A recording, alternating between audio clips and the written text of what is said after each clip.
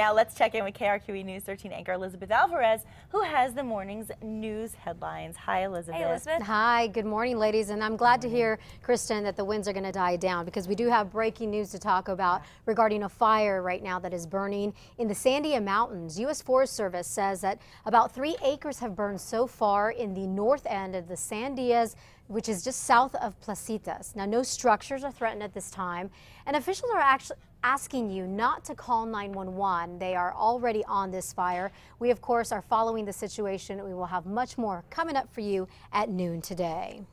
Overcrowding at the MDC is going to be the hot topic at an important meeting that is supposed to go on all day. Bernalillo County commissioners and attorneys, plus lawyers for the inmates and a U.S. magistrate judge are meeting to address overcrowding problems at the jail. Inmates filed a lawsuit back in the 1990s, which has cost the county millions.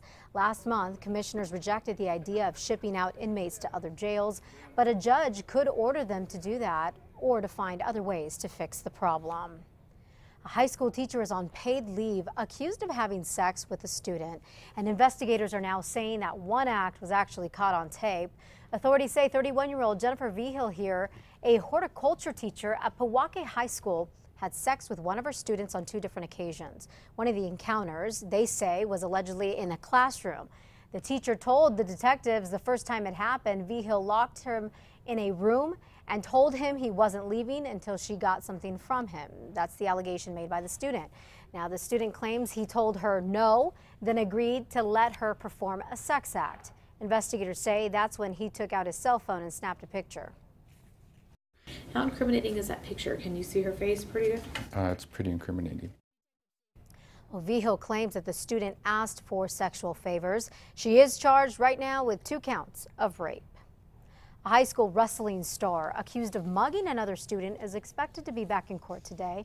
Last month, the judge had no choice but to drop felony and battery charges against Nick Chavez when no one showed up to court. The sheriff's department refiled those charges. Investigators say Chavez bullied a younger kid right before the state wrestling tournament and got suspended. A family appealed to the judge, and in the end, Chavez was allowed to wrestle. A woman in Albuquerque makes a living doing laser tattoo removal, but it's what she's doing for free that is getting a lot of national attention. Listen to this. Dawn Maestas removes tattoos from women who have been forced to get one because of a gang initiation. She also removes tattoos that are a remnant of a violent relationship. Every time I have someone else in, the story is so much more horrific in the things that this person endured, because I don't just remove their tattoos.